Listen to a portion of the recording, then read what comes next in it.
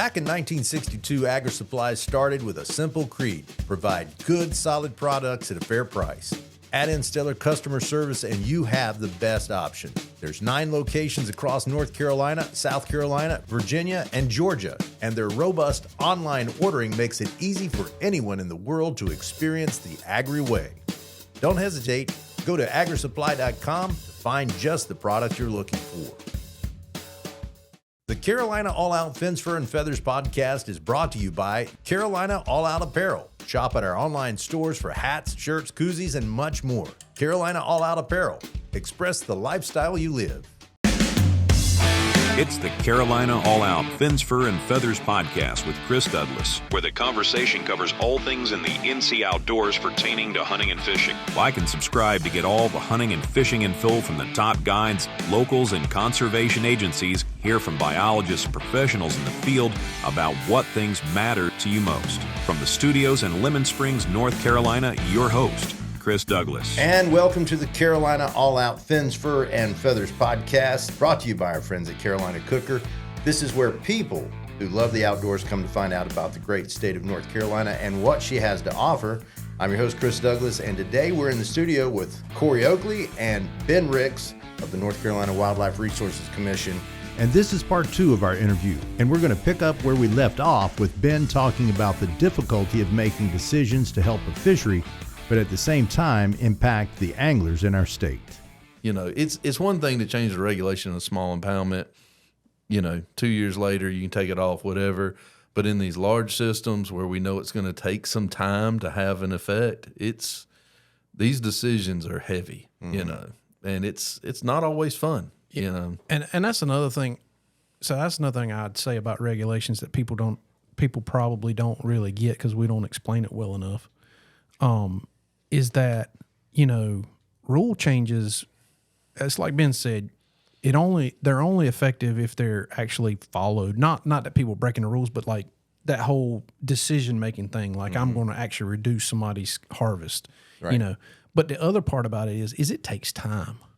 Like river herring, it's 2008, and each fishery is going to be different. Like recovery is going to look different in each phase, so to speak. Right. The thing about it is that we as fisheries, man, there's a lot of balls in the air, so to speak. There's environmental factors that are going on. There's things that we haven't really put our heads and hands around yet that we don't understand about striped bass, and you know, and we're working on those things. But angler behavior is the only real thing we can manipulate. So anglers take it on the chin, unfortunately, you know, because it's really the only thing that we really can manipulate at a big scale. And recovery is going to look different. Recovery might be 5 years. It might be 15 years. It might be 100 years. You know, it just depends on the fish and how the fish responds to what we're doing. And that's hard. I mean, you know, that's hard. I mean, for the first time ever, since Ben brought it up, you know, for the first time ever in North Carolina, striped bass won't be harvested on our coast anywhere in North Carolina ever. And from being an Eastern North Carolina boy, that's a hard pill to swallow. I mean, it really is. I mean, the both of us. 15-year-old boy that's inside of my head that is yelling at me right now. Yeah. You know? Yeah, it's a tough pill. And it's not, some of it is angler induced, like we've over harvested fish in certain places. But some of it is environmental that we don't quite understand yet. Our environment is changing, whether we want to admit it or not. It is changing in some ways. And there are things that we did as settlers and Europeans when we first came to North America particularly during the Industrial Revolution, that we did to these coastal rivers that maybe we're just now seeing the effects of, you know, putting dams up where fish spawn and, that's right, you know, blocking their path and those kinds of things that were very important to river herring, things that were important to shad and stripers for that matter. You know, we don't know what those long-term effects on the population are. We think fish only, you know, it's death by 1,000 cuts. You know, it's the little things that we don't get to see happening in the environment that are slowly condensing a population down. And then it gets to a point where, we actually can visibly see it through our data that something's going on.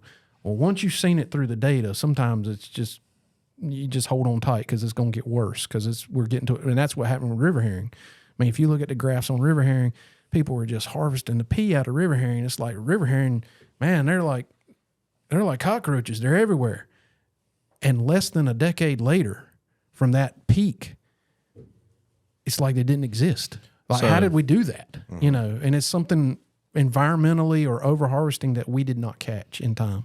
Going to the grocery store and buying 10 loaves of bread is really not a big deal until there's 15 loaves of bread there, you know. And that's kind of what happens with some of this is we were harvesting a certain amount for so much time and it didn't seem like there was a problem until that population got truncated. And then all of a sudden harvesting that same amount becomes very problematic, you know. And sometimes we just see it too. I mean, that's on us. I mean, we'll own it. Sometimes we see it too late. Right. You know, we don't see it in time, and then once it's past time, it's hard to, you know, revert it and go back around. Yeah, right. We try to make that sound when it happens. Sorry, but I thought that was my mic. but you know what I mean. I mean, it just sometimes it can be difficult as managers because once again, you're having to weigh, you know, that tough decisions for socially and economically and, you know, all those kinds of things. Like, well, if we do this, it's going to hurt socially and economically. Do we want to do it? And sometimes we might wait a little too long, you know, because we're trying not to hurt people. And the truth be told is we probably should have hurt them 10 years earlier, you know, kind of thing. And those are things that you learn as fish managers that are difficult. We don't always get it right. Sometimes we do get it right. But, you know, it's a product of the job and we get yelled at a lot and that's okay. I mean, he and I are pretty thick skinned. We can take it pretty good. Now there's some of us that might not be quite as thick skinned, but that's okay. Well, and I mean, sometimes it's legit frustration, you know, and that frustration has to go somewhere and it comes at us and we're like, yeah, I'm right there with you. Like, I don't want it to be this way either, but we had no other choice, you know? And the other thing, Corey kind of alluded to it, like, a lot of times what was a solution for one species is not the solution for the next species. I mean, if we have short-lived fish, we have fish that live 50, 60 years, so in the case of sturgeon, you know, and so, yeah, the solutions are going to look very different and the recovery times are going to look very different because it takes 10 years to make a 10-year-old fish, if my math's right, you know, and so... Yeah, you may start at the beginning of a decision with some fish that are 5 and 6, and so they can flush out a little bit more. But really, to see that measurable effect, you're going to have a certain amount of time before you really see those results. In the frustrating part, and this happens when we make relatively conservative changes, is we may wait 10 years and realize we didn't go far enough. You know, and that it needed to be more. And so the more that I'm involved in this, unfortunately, it's better to swing a little wider and then back off than it is to not swing wide enough. You know, if you're talking about a scale and you need to be at a 7, a scale from 1 to 10, and you need to be at a 7 and you take the population to a 5, well, you're still not at 7. So you have all the problems, all the angst, but none of the solutions at the end of it, you know. You're still in the same basket you were in. Yeah. So go ahead and break it off. Yeah. But, you know. And I mean, we make it sound like it's the worst job in the world. No, it's not. This is a great job. Yeah. I love what I do. I love talking to people. You know, that's just one part of what we do. And this is very weedy, and I understand it's very weedy, but I think it's good information for people to have. You know, Ben made a really good point about 5 minutes ago. So Ben, or about a minute ago, Ben marked it down that this is your good point for the year. When he said fish, not all are going to be the same. Right. And that is a very, if there's anything you've ever said that's been true, that's true, Ben. I also said that fish need water. Well, that's true too. But for instance, river herring are a totally different species than sturgeon. Right. You know, river herring live 7 years. Max age might be 10. A sturgeon lives to be 80 to 90 years, and they don't even become sexually mature until they're like 10. You know, so those are two different divergent, even though a lot of the environmental effects and the fisheries effects are the same because they're in the same water, but they are two totally different species, and how you manage them and how you try to restore them are really, and sometimes as managers, we think one size fits all, and it really doesn't work that way. And it may not even fit for that species. Yeah. You know, that's what we found on the noose.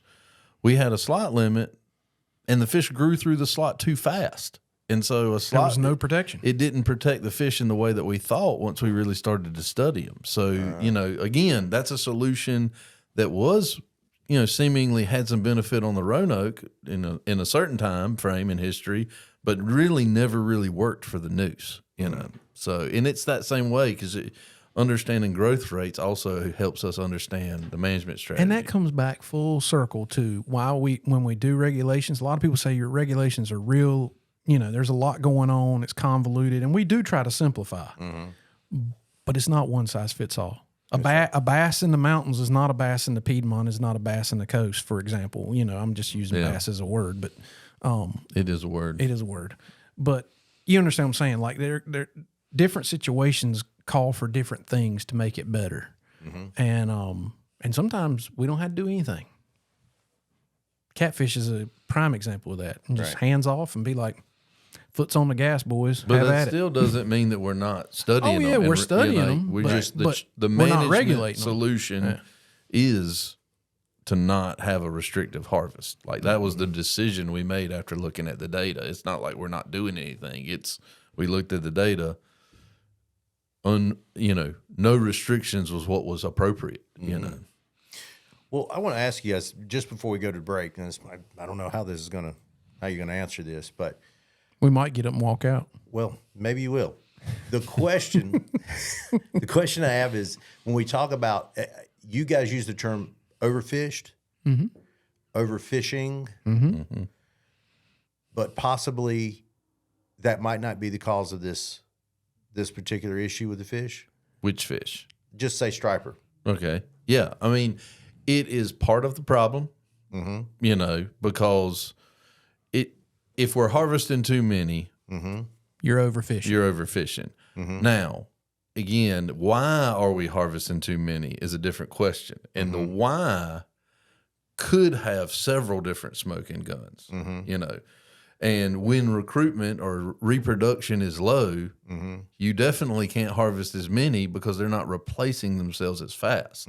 Now, the reason why reproduction is low, again, could be several different smoking guns. So, but you're right. You're absolutely right. And so harvest restrictions are what we have to do in response to lower population abundance. Right. But on the backside of it, we're also doing other work to see if there's something going on at a larval stage. Where are the bottlenecks in this fish's life history so that we can answer, you know, the problem from multiple fronts. So it's not, we are never, rarely ever going, okay, well, it's just overfishing and there's probably no other problem except overfishing is occurring. Like we're also looking, well, what's going on in the life history? Why aren't these fish spawning the same way that we think they should? Right. And trying to address that, because normally it's multiple smoking guns.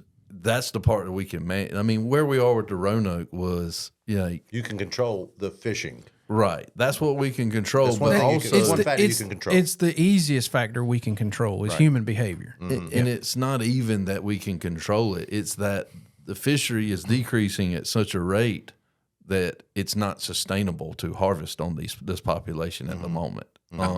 I mean, just using the Roanoke the striped bass on the Roanoke as an example, you know, our guys and gals went out in last spring to do the surveys that we have done consistently for Since the early 90s. Yeah, 30 years plus that we've been doing these surveys.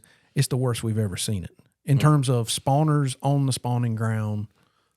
I mean, it used to, say 10, 15 years ago, you could go to the Roanoke. I mean, Ben's done this. You could go to Roanoke and you could do an electrofishing transect and you would be exhausted from picking up fish. There's so many fish. It's called gear saturation. There's so many fish within the gear around you. literally they'd tag out. One person would quit, the other person get on front of the boat and just dip the fish that's all around them. And now, so we would have thousands of fish every year that we'd collect, measure, weigh, put tags in if we were tagging them, sex them, all that, and put them back in the water. This past year, in all of our surveys throughout the entire spring, I think we caught a total of like 300. Yeah, it's dramatically lower. So, So in one site, could it possibly be an anomaly for that year? no, it's been the trend. The trend is this way. You're seeing the trend going down. The trend is this way on spawning stock biomass. It's going down, but the real trend that we see is juveniles and recruitment. The reproductive effort has been in the basement since probably 2017. And so it goes back to what Ben's saying. We're over here harvesting fish, but we're not replacing them. And so what we're seeing is this group of fish over here is getting smaller and smaller and smaller, and we're not adding any fish in. Right. And so we can control this pocket over here of people harvesting fish. We can control that at some level. That's why the regulations have gotten tighter and tighter and tighter. And now we're to a point where, all right, we're not going to allow harvest. But what we can't necessarily control, or we haven't been able to figure out yet, but we're working on, is the other piece that Ben's talking about, is the recruitment side of it. Is why are these fish not surviving? One, this group's getting smaller, so automatically this group is getting smaller. If mamas are being reduced, babies are being reduced. Sure, right. But not only that, the babies that are being produced, their survival is not very good.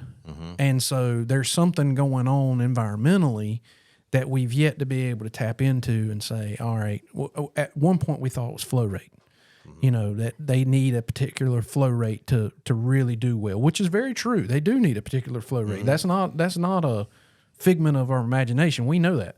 But what we've seen is that even now, because the population is so depressed, even now in good flow rate years, we're still not getting really good survival. So there's something else in the mix that's causing issues with their survival that we have not yet figured out. Right. So, that's a part of the science. It's there's not a magic bullet. There's not a magic button that you can press and be like, yep, that's it. We're going to go fix that, and that's going to solve the world.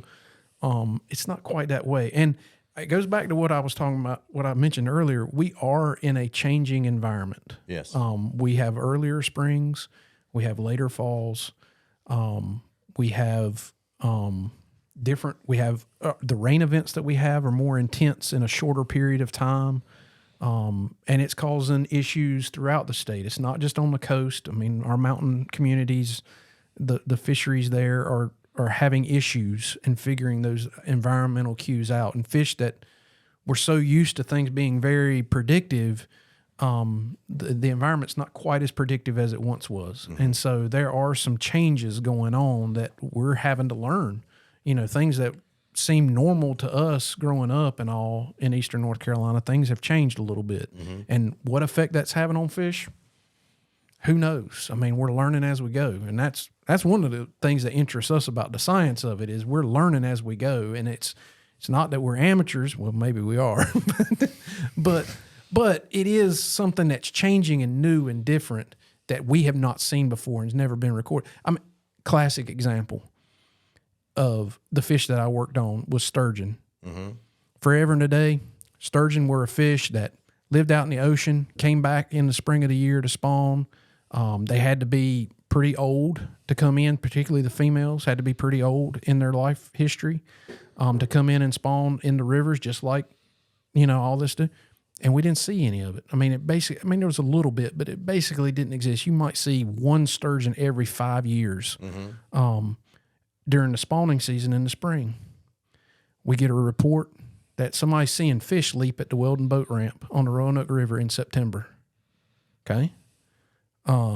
We go out there, Joe Hightower, who was my advisor, he's like, that sounds like a sturgeon. They go out there, they set some nets to look for sturgeon. Lo and behold, there are sturgeon spawning in the fall of the year in September and October on the Roanoke. First time that's ever been documented. Now, the question is, has sturgeon been doing that forever? and we just weren't looking for them. And my answer to that is, I don't believe so.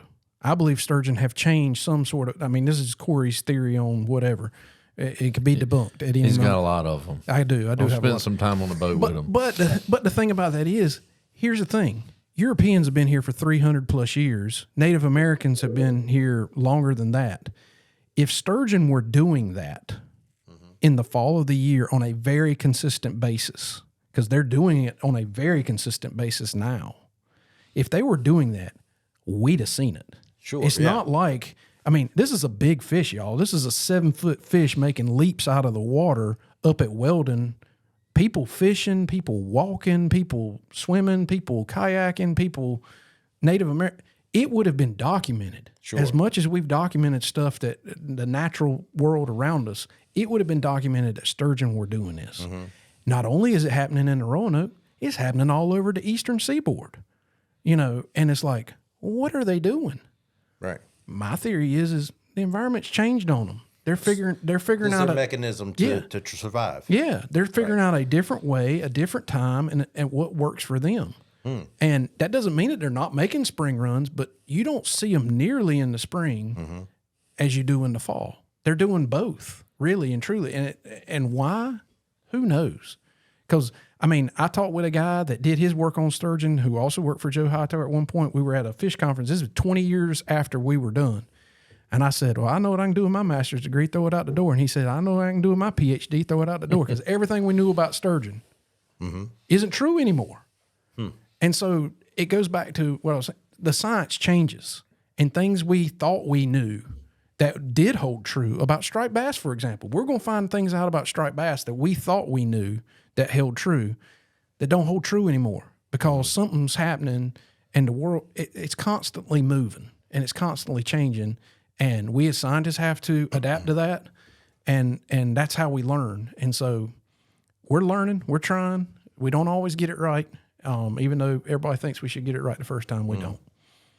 Well, it sounds, when you're telling me, that gives me hope, actually, hearing what the sturgeon are doing. I know it's throwing everybody off, but to think that fish can adapt in that way, that they can change their spawning habits and time of year to be able to be more favorable when the waters are correct. Because, let's face it, we've got dams all the way up the Roanoke that have affected them, and we might be seeing what the long-term effects are now, what those dams have caused for us. And, obviously it's limited to their spawning grounds, I would say would be one thing. They don't have as much diversity to work with and find that right spot. So maybe that becomes the thing that happens in the future. I don't know. Well, if you think back, we're going down roads that we probably shouldn't go down, but that's okay. If you think back to when Europeans first came to North America, there weren't dams anywhere on the East Coast. And then we became very agricultural, and we decided we're going to build mill dams to process corn, wheat, whatever, the grains. And just look at the Eno River up around Durham. That Eno River Valley was littered with mill dams. Littered with them. And it's not a very big place. It's not a very big river. And that was true of every river all up and down the eastern seaboard, where agriculture was taking place. We littered these mill dams. Well, the first animal that comes to mind that affected was river herring. A lot of these, and American shad and maybe hickory shad to some level, but American shad and river herring were probably the two that got affected the most. Then the Industrial Revolution happened, and we put out big dams, things that stopped the world. These are the dams you see today. Mill dams still exist in a lot of places. They haven't gone anywhere. The remnants are still there. But these big, huge industrial dams, they're holding back water for people to drink. And I get it. We need water to drink, flush toilets, wash cars, whatever, water your lawn, which I find wasteful. If the grass dies, praise Jesus. We don't have to cut it this week. But let's take the Roanoke, for example. There's more than this, but there's 3 major dams, bang, bang, bang, right there where he's from, Roanoke, Rapids, Gaston, and Carr. Well, we have historical knowledge that American shad went all the way to Roanoke, Virginia to spawn. Absolutely. So all of that from Roanoke Rapids Dam up, which is hundreds of miles of river, have now been cut off to the American shad. Right. Well, what fish struggles in the Roanoke River? They're Ben? Would it be American shad? Was that one of them? American shad are not doing the best. American shad are not doing the best. Well, I wonder why. We've cut off. I mean, and you might not see that right at the very beginning. It may be 20 years, 50 years, 100 years down the road. And I think that's what's happened. Some of it's not the only bullet. There's death by 1,000 cuts again. Right. It's not the only thing, but it's one of those things that we did that does have an effect on a fish that we don't think about when we do it, kind of thing. And I'm not saying we don't need dams and we don't need water. Please don't. I don't hug trees and I don't chain myself to trees. I fish and like to eat them too. So, but so don't write me. but my point is we've done things that we may now just be seeing. Right. We've done things to striped bass that we may now just be seeing. You're right. And so we're just learning those things as they come along, and it's all a big jigsaw puzzle. Yeah. And it all fits together. And we're over here, it's like a million piece jigsaw puzzle. We're taking a little time. Okay, that one goes over there. Okay, that one, you know what I'm saying? I mean, like it all fits together, but there's a lot going on. Well, that seems to be a message of hope. I'll take it as a message of hope because there's people actively working on it. Yep. And this is the first time, this is news to me, the adaptation of the fish themselves to this sort of thing. So maybe there's something that comes into play there at some point in time. We have to hit this low point. But with this message of help, we're going to take a break and we're going to come back. We've covered a lot of ground, but we've also gotten down into some real Sorry about the weeds. Science. I'll go for it. I'm all for this, and I think people are going to find this interesting. I find it very interesting. That's why I'm letting it carry on, because I'm just like, man, this is like information that I like to hear. But we've got some other, fun stuff we're going to be talking about after the break there. But just hang around because we got some good stuff coming on. You're listening to the Carolina All Out Fins, Fur, and Feathers podcast. Stay with us.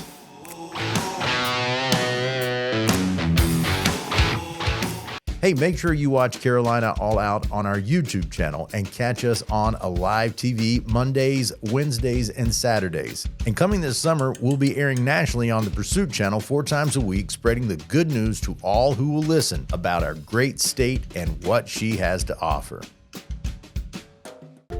Imagine North Carolina as the country's premier coastal fishing destination. Given the current state of many of our fisheries, that might seem far-fetched. But change is coming, thanks to the North Carolina Marine and Estuary Foundation. Our mission is to build world-class fisheries and thriving coastal economies. How might you ask? Through groundbreaking research, innovative solutions, and powerful partnerships. Join us today and help make this dream a reality.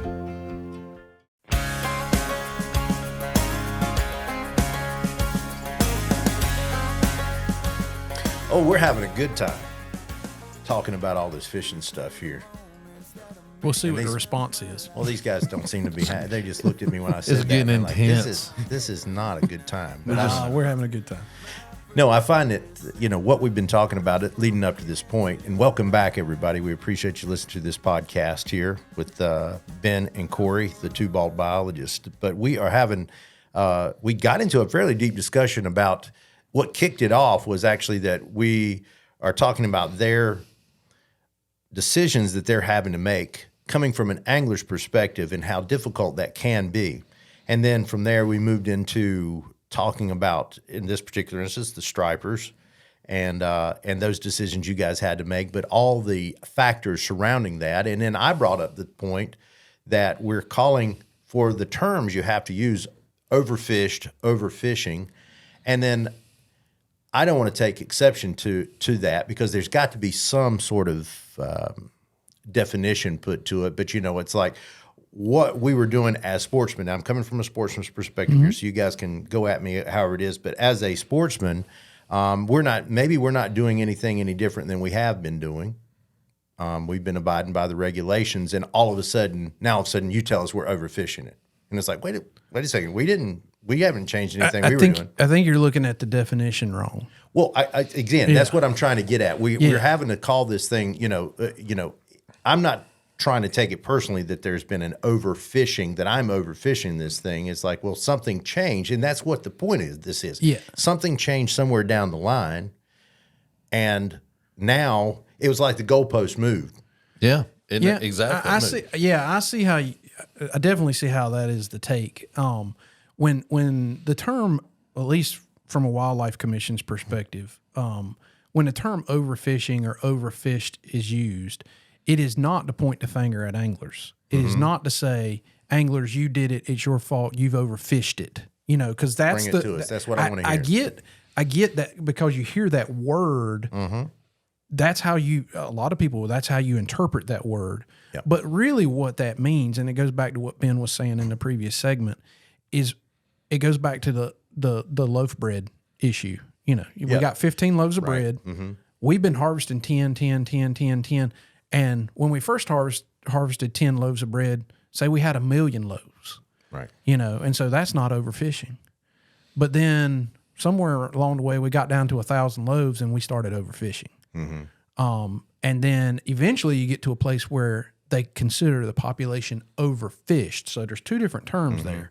Overfishing is a little different than overfished. Overfished is worse, meaning that it is, at this point, we're taking out more than we should. We're not allowing enough spawners to be there.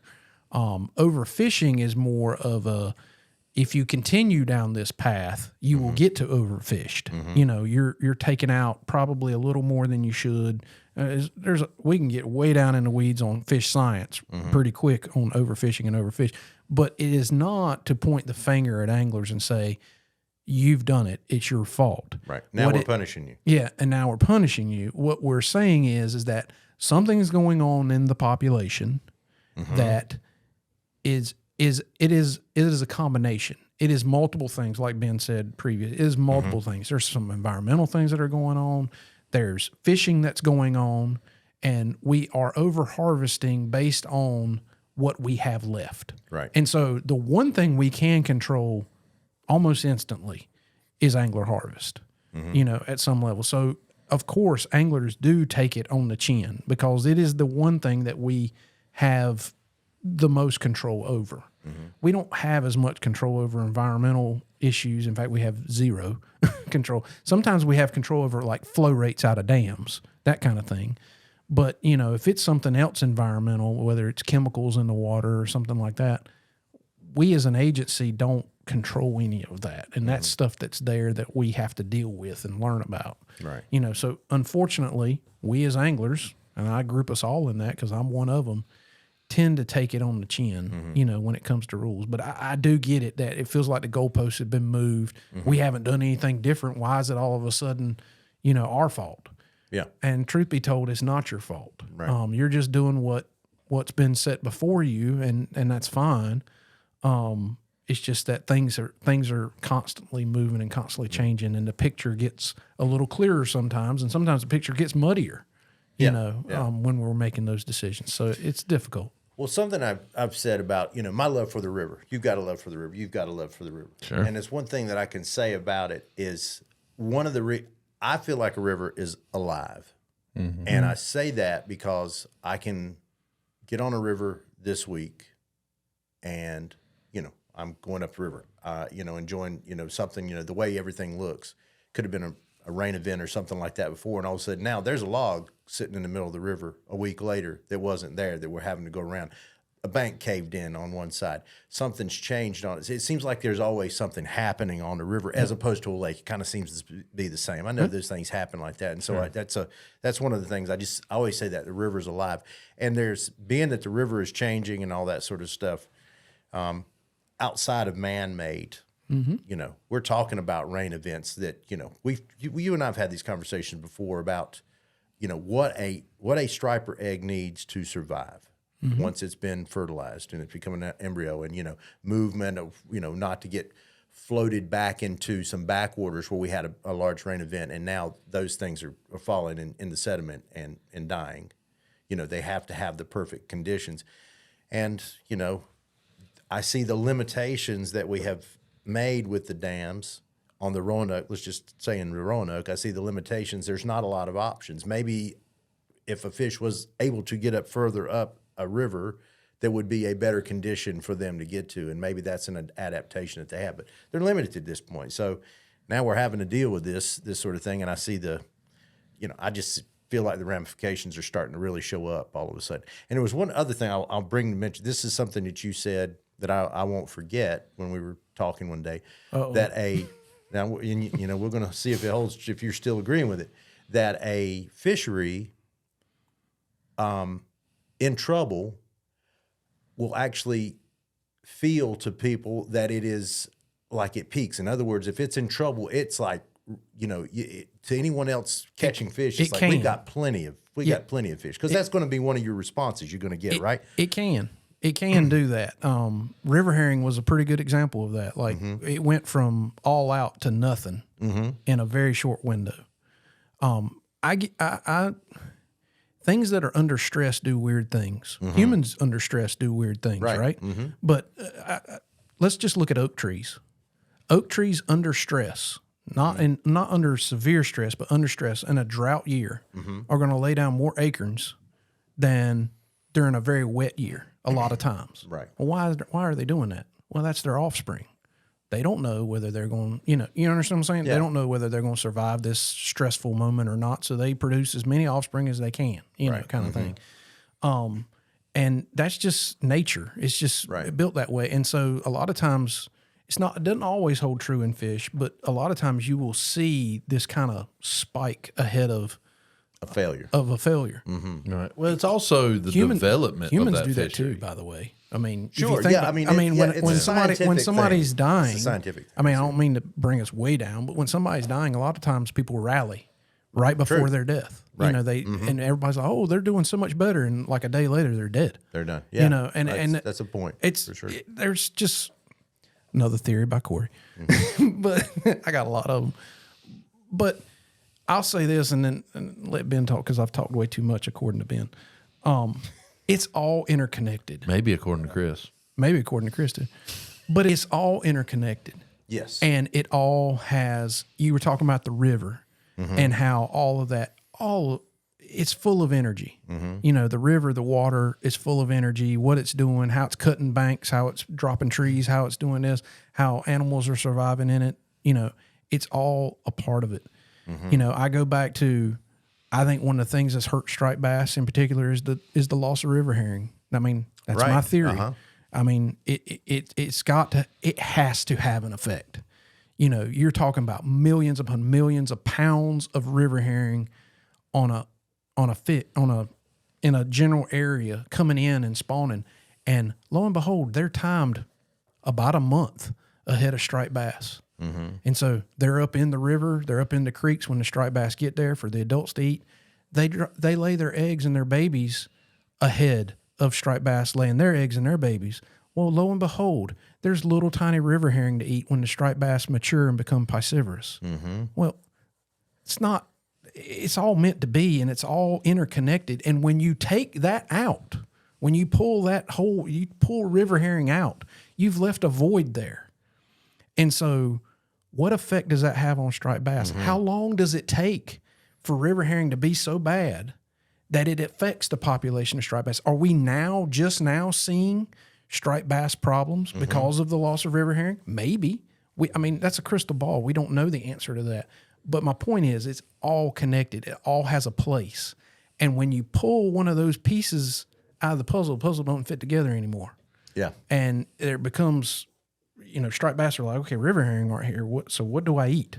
What do I do? And more than likely, a lot of them die because they don't know what to do, because it was innate in them to eat river herring, and that's gone now. And so it's just all interconnected. And so when you're missing a piece of that puzzle, I think it plays a tremendous role in survival and stuff like that. And, people say, well, going back to your overfishing part, we've done the same things over and over and over again. There's a big difference between 1,000 stripers on the spawning ground producing fish and their babies floating down. It's magnitude of scale, right? Right. We want hundreds of thousands, if not millions, of stripers to come to Weldon and spawn. And that's when you overcome the things like, well, we had a flood event and, things went out in the woods and the babies died. Well, that was just that run of fish where the babies died, right?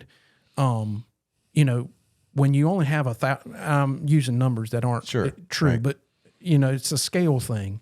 When you have 1,000 fish, it's got to be right. It's got to be perfect. When you have 1 million fish, it's going to be over a span of weeks. Mm-hmm. And it don't necessarily have to be right all the time because somebody's going to get it right during that span of weeks. And if you have 100,000 or 1 million fish or whatever, if they didn't get it right this year, they'll get it right next year. Mm-hmm. You know, and that's true of stripers. If you look at anadromous fish, they're banging busts. There's years that they don't have great recruitment. And then there's years it's like we're filthy with them, mm-hmm. you know. And so going back to the overfishing part, when you dwindle the population down to a certain size and we call it overfished, we're getting to a place where everything's got to be perfect for them to survive. And right now on the Roanoke in particular, or really, truly, all our rivers, but really on the Roanoke where we know that these fish can spawn and do well, we're at that place where everything's got to be perfect. And even when it's perfect, it might not be perfect. Right. So I'll shut up now, Ben. So what I want y'all to hear, then this is the take-home message that I want you guys to hear. Corey, who is your assistant fish chief, is clearly, he could be bogged down in administrative stuff, and he does get bogged down in administrative stuff. Amen. But he's clearly very passionate about these issues. Absolutely. You know, and he is tied to it, and he wants it to do better, and he pushes the rest of us to want that as well. Mm-hmm. Sometimes too much. Many times too much, but that's a different podcast. Corey and his faults. But no, he wants it to be better, and he challenges us to think about it in different ways, in different angles all the time, because he's thinking about it in different ways and different angles too. Mm-hmm. So, you know, there's a lot going on, a lot of moving pieces that make these issues all pretty complex, you know.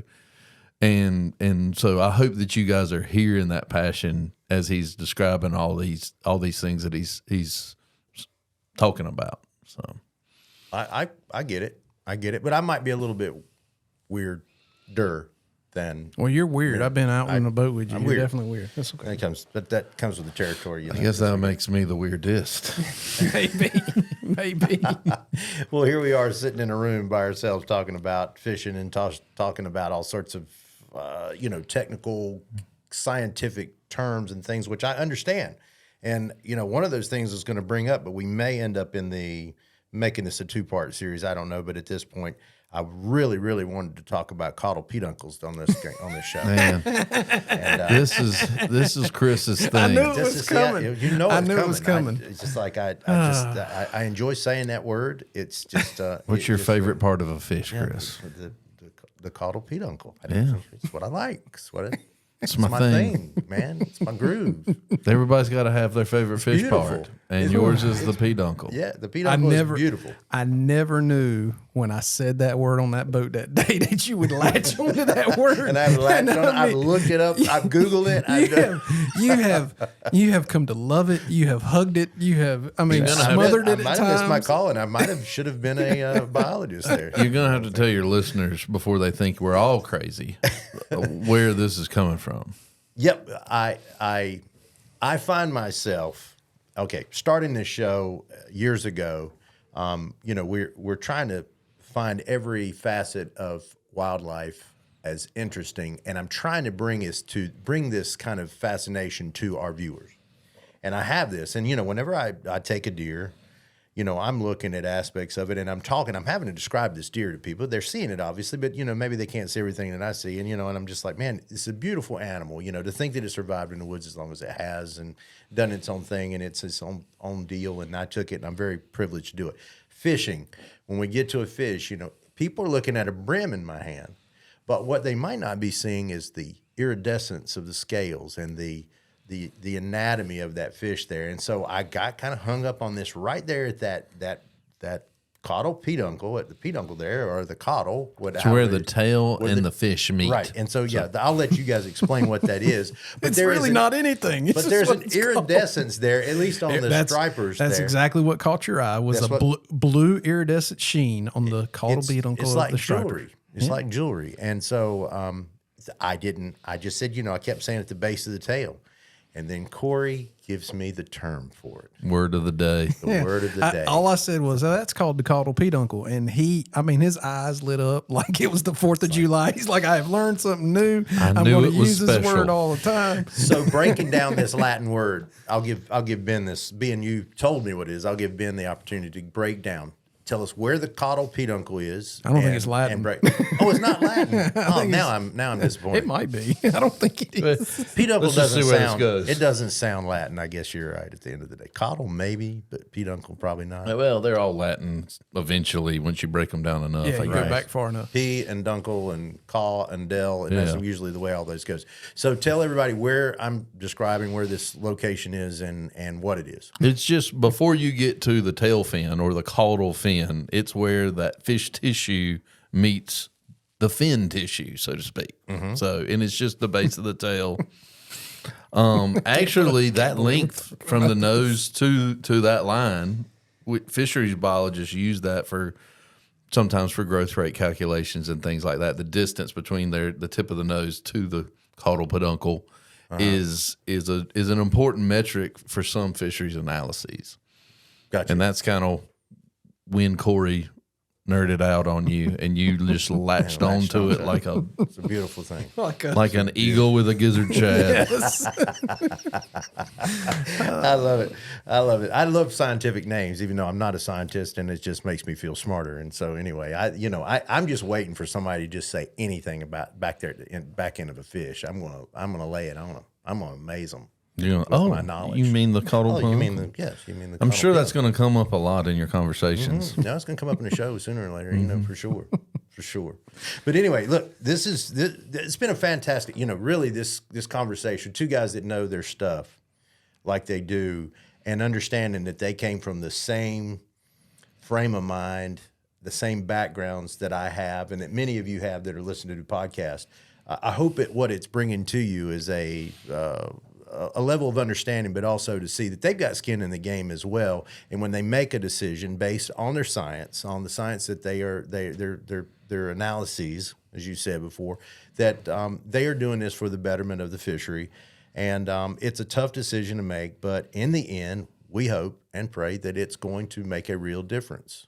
And even if we, I have to say this, even if we don't get to experience, because it's going to hurt my feelings. If I love eating stripers. I know. It's going to hurt my feelings if that misses my generation. I've seen it. Yeah, he's seen me eat before, so, and we will do that after a while. Anyway. But it's those are the things that I really feel. It's going to hurt my feelings too. Yeah. Saddened that our children, our grandchildren, there's a possibility they might not get to experience what we got to experience there. So they get to hear our stories from back in the day whenever we could do this sort of thing. So that's all. It's sad, but I'm willing, if I can give up something for myself to offer it up to my offspring and the kids beyond me, then I'm good with that. Yeah, I think most of us who have children definitely feel that way. We might not apply it to this circumstance, but yeah, if you told me my daughter gets it and I don't, sign me up. Yep. Yeah, that's right. That's right. Yeah, that's right. Well, let's jump real quick. I think what we're going to do. I wanted to talk about F1s, but I'm just going to hold that. Let's have another podcast sometime, and we'll do a whole nother battery of things because you guys have got so much information and so much knowledge there, and so we can talk about F1s down the line. But to kind of let's wrap this up, and I'm going to do kind of a rapid fire session, and I'm going to throw. You guys got to tell me. When I throw this out there, I'll give you say I got to be answer. brief. That might be a problem. 14 Yeah. questions These are about gonna the peduncle. Not the peduncle. We've already gone over that, so we're clear on that one. So these are more like what's your favorites, Okay. and this is more or less what will help people kind of understand, a little bit more about you guys, and they'll see similarities in you. So I'm going to fire the first one off for both of you guys. You can answer one, whoever goes first. What's your favorite fish to catch? Red drum. I would expect that. Speckled trout Speckled trout. on the coast. All right, another one. What's your favorite style of fishing? Live bait. I like it. What's my favorite style? I am aggressive, very bold, There's nothing subtle. I mean, I can fish that way, but if you want to know how I fish, it's a very bold way of fishing. That's the best way I know it. Corey will tell you. He's aggressive So about you're throwing everything. thong long, hard, fast, beating banks. Yep. I mean, I can tell you right now, there's not a soul on this planet that I have been with fishing that throws harder, farther, faster, everything than Ben Ricks. And if he ain't catching, we're moving, and we're not just moving. We ain't just going down the bank. We're moving. We're moving. I mean, So that style of fishing that Tyler did on the river, we'll talk about that sometime. yeah. Yeah. He That- probably that was fits you. faster than me. yeah, and he's Yeah. but yeah. I mean, one of the very first times I ever went fishing with Ben, I was like, man, this man's out casting me by like 30 yards. I'm like, what's going on? He's like, well, it's your gear. And so I went and bought the gear that he had, and I'm like, he's still out casting me by 20 yards. I mean, Ben should be exhausted at the end of the day of fishing because he casts a lot and he throws harder than anybody else, and he catches a lot more fish than most people that I know. I will say that. So he's definitely got it honed down, but he is aggressive. Well, that's And he's hard on equipment. see, I kind of go toward the live bait thing. I enjoy I love bait. live baiting, and I do live bait fish a lot. But yeah, if you talking about my style, it's kind and of hard. in your like. I'm not the guy who's like, well, I think that the 3.5 inch bait is way better than the 4. I'm like, tie some stuff on and put it right at the base of that tree as fast as you can, And if the tag end is 4 inches long, so be it. That fish will eat it anyway, and I'm a little different than that. Like, I don't fish as often as he does, so I will say that up front, and he knows that. I like to enjoy it. Now I can get very serious. Like if the fish are biting, I get real serious real fast. Like I'm on it and let's do it. I'm all about it. But I can be just as happy sitting up on a hole in the river and throwing out catfish baits and just sitting there and just, taking it all in. taking it all in. I can do that too. I can do both of it. It doesn't bother me. A lot of people have to be pretty active fishing. I don't necessarily have to be active fishing. When I was a kid growing up on the farm in little old Lee County, periodically and usually in the fall after selling tobacco or in the early spring when it was time to start breaking ground, my family would make a trip to what seemed like a faraway place called AgriSupply. AgriSupply had everything we needed to keep the farm running, but it's so much more. From repairing trailers to parts for discs and plows, to livestock feed, to lawn and garden, to all that beautiful cast iron cookware. That tradition is still going on, but AgriSupply is now in 9 locations across the Southeast. If you haven't been to an AgriSupply store before, just go. You don't have to have a farm or a fleet of trucks to go in. The public is welcome. I guarantee you'll find something you need. And if you don't need it, I bet you'll want it. AgriSupply, it's what's inside. At some point in your life, I'm betting you have probably thrown a piece of bait on a hook into one of our great state's 7 amazing sounds. If you have, you know how magical they are. Well, that magic is under threat and has been for a long time. That's where the North Carolina Marine and Estuary Foundation comes in, an organization dedicated to improving management practices, educating the public, and developing practical solutions. They want to see North Carolina become the premier fishing destination in the country. And I do too. Visit ncmeffoundation.org to learn more about this wonderful organization and how you can do your part in protecting the 7 jewels of North Carolina and a whole lot more.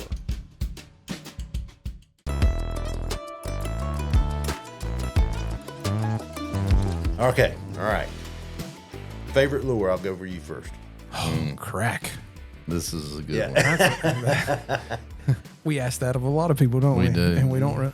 I know where Ben's going to go. I think I know where Ben's going to go. My favorite lure. All time. Well, if my favorite fish is speckled trout, my favorite lure, and I don't know the name of the color, I just know the color, for a long time, forever and a day, was MR17 mirror lure that was green with silver bones on the side. And And that was my bait of choice for a long, long period of time. Like I would throw that every time I went fishing, whether I was catching a fish or not, because I had a lot of success with that color. I still do. I mean, it's still in my box and I still use it. Here lately, I've kind of gone away from MR17s and gone more in the Paul Brown worlds. Paul Brown's make several different baits, but they're softer and they sink a little different and all that. They're very similar to a mirror lure. But, so I would say because speckled trout's my favorite fish, that's probably my favorite bait. Gotcha. Ben, Don't you've even had time to think. If you lie on this podcast, I'm gonna call you out. I don't throw this as often as I used to, but if you said you get one bait, your life depends on it, and you're in a survival mode, it would have to be a white fluke. A white fluke on a jig head. Well, at least he didn't lie. Straight tail. Now, I don't throw it as often. I still throw it a lot. It's more of a, right now in the fishing that I do, it's more of a wintertime, deeper water bait, or real aggressive fish. I'll fish it real fast on the surface. But for years and years and years, I'd have one tied on every day. You know, now I am a big advocate of figure out what works, buy 5 colors of it, and live there, you know. So I'm in the constant trying to pare down my tackle to some elemental things that work in most situations. But yeah, if I had to pick one bait, you know, white fluke. It'd be a white fluke. How many inches? The 5-inch. 5-inch white fluke. Okay, gotcha. I knew that's what he was gonna pick. That's good. Well, you should know. You guys fish around. I mean, I've caught a lot of, and it works in so many different. There's so many different ways to fish it. That's it. That's the diversity you have. It of works on the when bottom. it's that long, and it works when it's that long. Right. Yeah. Right. I mean, it just does. Okay. Go start with you. Favorite body of water. Now I'm talking nationwide, and then I'm going to go to North Carolina. What if they're both in North Carolina? That's fine. That's fine. Can I get a alternate? Sure. Okay. Man, I just asked one simple question. I love the Coosa River in Alabama. Okay. It has a special place to me just because I did some significant bass fishing in my time in Alabama. I love that. I love my time in Mobile Bay as well. But if I had to pick my favorite place just because of the nostalgia, it'd have to be the Roanoke River. Roanoke. Okay. You know, I just grew up there. You know, if I probably had one day left to fish in my life, that's probably where I'd go. But I also like the noose. Yeah, sure you do. Yeah, I mean, You I've spent a lot of time spent a lot of time in recent history learning the noose, and so it's a favorite place for me too. So Roanoke, more mouth or on up? Roanoke River above Weldon. Above Weldon. Okay, got you. So, and that just gets back to my river rat days, growing up, doing all that kind of stuff. It's just, it's still, just because access to it is so tough with all the rocks, it's still relatively unexploited, you know. And so it's a really neat fishery, lots of fish, lots of action, not necessarily the biggest fish, but there are some good sized fish there, but it's just, I think it's just because I grew up doing it, it's special to me. Corey? Outside of North Carolina, probably my favorite place to fish is probably Lake St. Clair in Michigan. Smallmouth stuff. Smallmouth Yeah, fishing. I know you like that. Yep, I do. It's one of the places where, I don't know, there's probably 200 square miles of nothing but smallmouth bass spawning habitat. I mean, it's nuts. It's absolutely nuts. You're in 13, 14 foot of water. You can see all the way to the bottom. You can see them on the bed. You can have, you can have anywhere from 50 to 100 fish days in a pair, two guys fishing on a boat. You can, your average fish is probably going to be 3 pounds. You'll catch a couple of 5-pounders. You'll catch a bunch of 4s, a bunch of 3s. It's just it's different than anything I've ever fished. I know it's not like that all the time. I go when it's the peak spawn. But it's an exciting place. There's different ways to fish there too. You don't all have to fish the same. There's some shallow water, like really shallow water, and then there's some offshore stuff. I mean, you can be out in the middle of St. Clair and not see land and be catching smallmouth. So it's like fishing in the ocean. So that's probably the one outside of North Carolina. I mean, in North Carolina, it's hands down. It's the Neuse River. It's what I grew up on from Pitch Kettle to the mouth. It's not unique in this, but it was unique to me as a child. You know, I'll use this as an example. Upper Broad Creek, which comes it's right downstream of New Bern. You know, you could go out to the mouth of the river and you could catch black drum, red drum, speckled trout. Say they weren't biting, you could ride 2 miles, 3 miles in, and next thing you know, you're catching largemouth, bluegill, chain pickerel. Yeah, you know, it's just one of them. It's just a very unique place to me, in that you had no idea what was going to be on the end of your line sometimes, and if the fish that you were targeting was not biting, you probably could go find something somewhere else that was biting. And I mean, they were seasonal things, whether it was stripers or yellow perch or white perch, or I mean, there's all kinds of fish that my dad and I got, you know, that we learned together. Because I don't think my dad he was an angler, but like I said, he was a big hunter, you know, when I was a kid, and then he switched to angling, and we just kind of learned it all together. Like we that's where it all started for me, you know, and it goes back to what Ben was saying. It piqued your interest. Like, why did that fish do that? You know, kind of thing. Why are they there? You know, and so every time I go back, I see something new and something different and something that interests me, you know, that I didn't know, you know, kind of thing. So it all goes back to the beginning. Favorite fish to eat? Hands down, like it better than steak or anything else. My favorite protein is halibut. Halibut. I've never Ain't gonna catch those here. No, you don't. But it's I've never had halibut, so I can't say. I got two. I got a freshwater and a saltwater. Okay. Freshwater, it's a tie, so I have three. Freshwater is a tie between spotted bass and walleye. Walleye's better for sure. Yeah, walleye's excellent. But spotted bass have the same texture as walleye. Don't have the same flavor, but they have the same texture as walleye, and so I can't wait. I like that taste, you know, or that texture.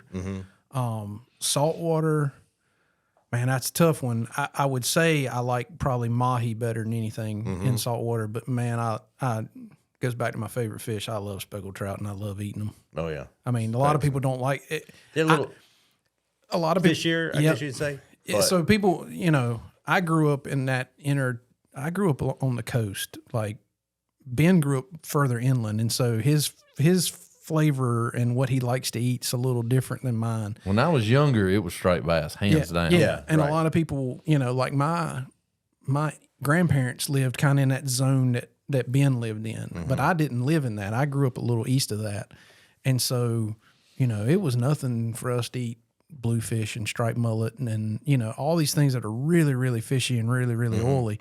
And so for me, I'm like, that ain't nothing. That don't bother me at all. Tastes like a fish. It tastes like a fish. Right. But a lot of people don't like that flavor, but I do. So it's mahi, but speckled trout is near and dear to my heart because I've eaten a lot more speckled trout than I've eaten mahi for sure. Speckled trout are cheaper to get a hold Yes, of. they are. Yeah, for sure. For sure. They're closer to home. All right. This will be a little bit different. Your favorite, I'll say celebrity fisherman, your favorite, somebody you've possibly followed, you've watched in tournaments, you've seen on TV, you know, you've read behind. Go, Corey. Ooh, I should not have gone first because that's not really my world. I mean, and maybe you just don't. You don't. Yeah, I mean, I really. So I'll talk about current people that I have a ton of respect for. And there's others in our state, so I'm not trying to belittle. And it doesn't have to others. be a state person. Oh, I know that, but if I have to go outside, I'm out. You know, I mean, I know a lot of people who followed like Kevin Van Dam and that kind of stuff, but that really wasn't my world. My impression of Kevin was he's a great guy. Oh, absolutely, you know? yeah. I'm not saying he wasn't, but you know, I really like Matt Airy and Brian Thrift. They both those are good guys. They both are very genuine, very good guys, very down to earth.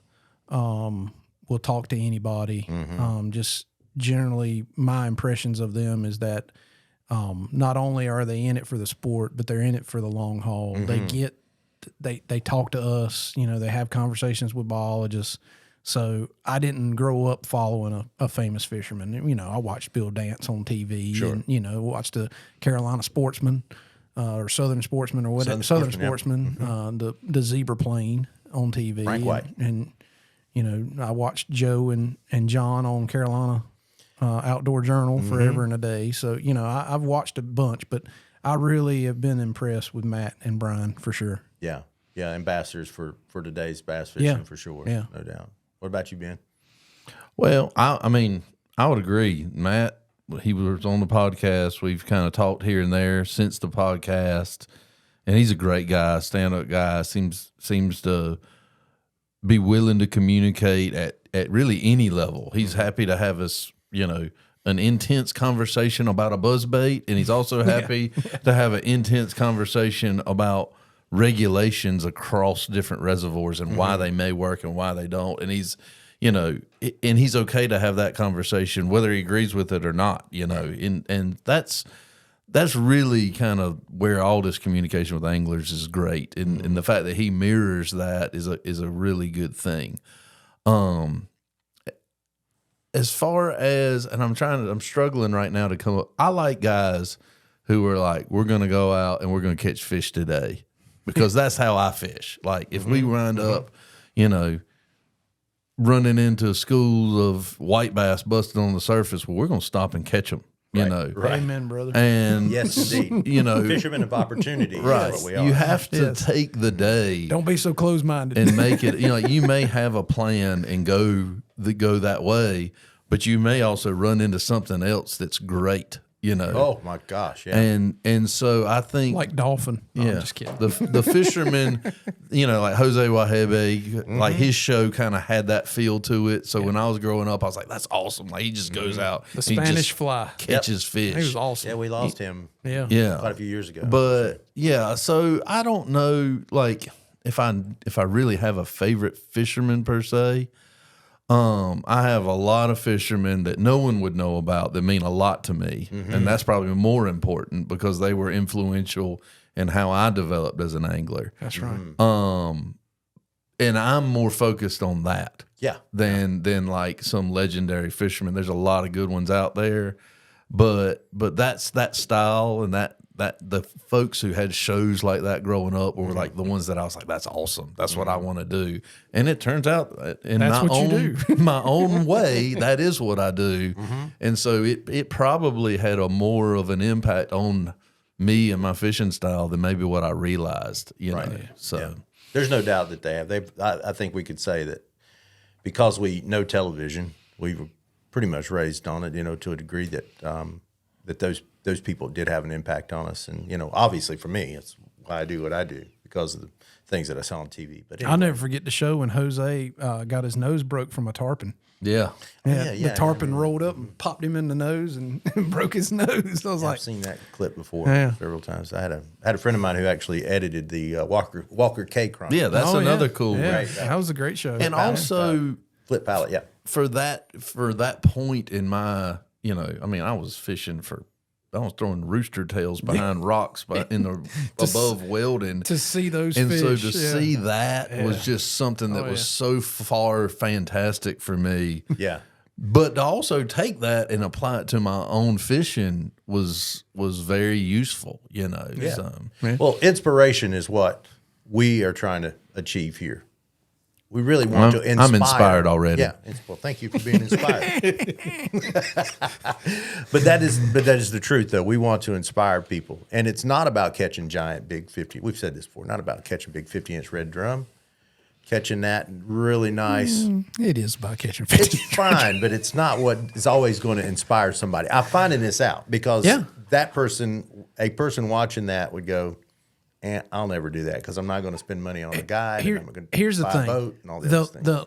You don't keep a fisherman, an angler, at that level. Like that's where they get to eventually. Right. Like if you start them on a 50, this is my theory. If you start them on a 50-inch red drum, like they go guiding, you know, Right. and you take them out and they catch a 50-inch red drum. Okay, they caught a 50-inch red drum, took a picture, and they go home. That's not where it starts. No. It starts bluegill fishing. It starts bass fishing in the pond at your granddaddy's house. Yep. And it's cultural, and it takes somebody that wants to take the time with you to teach you how to do it. That's right. And that's something that we as an agency are trying to inspire too. Is it's a family thing. It takes a family to do it. And it might not be your immediate family, but it's probably going to be somebody somebody in the neighborhood, somebody that's whatever, kind of thing that comes alongside of you and teaches you how to do those things. You don't learn it on a 50-inch red drum. Well, hopefully we can all play that part, because if all of a sudden they see us fishing, you fishing on TV, because obviously access to TV is, for a lot of people, is much easier than to fish. Yep. And so if they get that, and all of a sudden now you got a kid worrying, Mom, I want to go to a creek and catch bluegills or catch bass or whatever like that. Yeah. The fantastic thing about fishing, because there's competitive fishing is a very small part of fishing. That's maybe it's got a magnifying glass on it, but it's a very small part of fishing. What most of fishing is it's building a community of people that are working together to try to catch fish. So it's one of the few things that folks are working together. They're building relationships, and sometimes they're lying to one another. Yeah, sometimes they lie to each other. I mean, it is important to manage your relationships, because you don't want to, He's no longer on my list. Yeah, you can't give everybody all your secrets, but at the same time, you have to have a network of people that are fishing so that you can stay on the fish too. And so building those relationships, for me, is one of the most satisfying things about being part of this world, is that, I've, met some fantastic people and built friendships that I would have not had any other way. And so to me, that's why I do this, know, and and even as a biologist, I have the opportunity to build friendships with anglers in a completely different way. Folks that may not have wanted to talk to me, except for I do have all this kind of hidden knowledge, so to speak, about what's going on. And so it's helped me kind of build a lot of bridges that I wouldn't have had any other way. Yeah. And it goes back to what I said it really early in the podcast. It's very social. I mean, it's about your social environment, and it's about people that and people that you get to learn to know. I mean, I'll give you an example. Every year we have this small thing called Troutapalooza. What you call it, my troutcation, right? Is that what you call it? Is troutcation, but I call it Troutapalooza. And what it is I go down east where I'm from, and I invite anybody and everybody who wants to come trout fishing. And it's grown over the years. We're now up to 8 to 10 people that come, all stay in the house together. We're crowded in there like a bunch of, like cordwood, as my daddy used to say, stacked like cordwood. And we go out and we spend the week, and we switch boats. People get on different boats, and we just go out and we trout fish for the day. We come back, we eat dinner together, and horse around, do stupid stuff, and have a good time. And next day we get out and go do the same thing. Ben's a part of trout. I showed up on seafood night. Yeah. That's the night I'm showing up. Seafood night is the night to come. Yeah. Coming out on that one.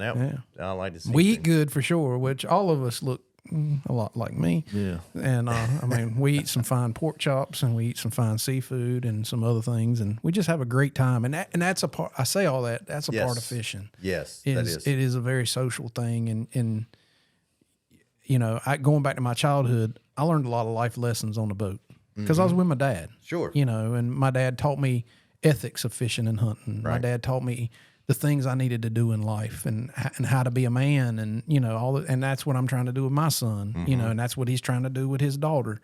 I mean, his daughter's was fishing the time before she could even stand up. She was fishing. I mean, and hunting for that matter. I mean, he had her in a blind when she was still in the baby carrier. And those are things that hopefully my son and his daughter will remember forever, and because it's things I will remember forever, is being with my dad, being on the water, and having that time with him. So it's very important to my life for sure. Wow. Well, those are fantastic.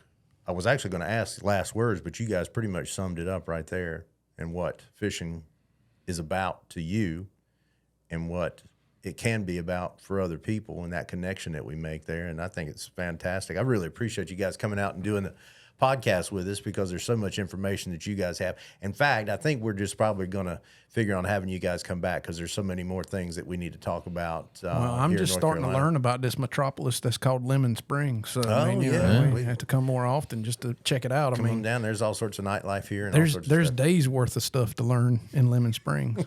Especially when we have the traffic jam out here when they let school in. Oh, yeah. Yeah. I hadn't seen that yet. Out here and everything. So. And, we got a cop coming. Yeah, oh, wow. And this is going to be special. There's probably specials at the Family Dollar and Dollar General. So we have all sorts of things going on here. Hey, but it's home, right? I love it. It's everybody knows that's followed me and been around us that man, I was just born right down the road, and I've traveled all over, but I never saw a need to go anywhere else. Home is home. I got family here, and we've raised our kids here, and we know everyone. And if I need help, I can get it pretty quick. Well, it's funny you say all that because home to me is New Bern. You know, I've lived in Alamance County for 20 years, but home to me is New Bern. Right. And there's something just that's a part of it, a part of your culture, part of your life. It's different. It's not that Alamance County's bad. It's great. I love living there. But my son, when he goes to New Bern, he's like, this is home. And he's never lived there a day in his life. And it's just because my culture and my lifestyle and what I've taught him, he's very akin to. Yeah. And when he gets down there, he's like, man, this feels like home. So it wouldn't surprise me that my 16-year-old boy ends up on the coast somewhere. And that's all right. Yeah, and that's all right. Home. Yeah. Home is what this place is. Home is what North Carolina is. Home is why we do the shows that we do. Yeah. Home is why you guys do what you do. Yeah, it is. And you're making an impact on home. So I like that. I really appreciate you guys coming out. Go check out Better Fishing with the Two Bald Biologists. This is these guys right here. You can tell just from listening just to my thing. And I try to hang out with them as much. It's not helping me, but I'm different. I've had you on the boat. You're right. It's not helping. We're failing you. Is that reel still backlashed? Yes, that reel is still backlash. They won't fix it. Looks like I'm going to have to spend my money. When you retire, I'm just going to give it to you, snowbird and all. Oh man, I will hang that. That'll hang up right here. Look good. At any rate, we appreciate you watching, and those who are watching, and for those who are listening, we appreciate you listening to the Carolina All Out Fins, Fur, and Feathers podcast. These are the Two Bald Biologists. Please check out their podcast. Always remember as we sign off that our state is your next adventure, and we'll see you next time.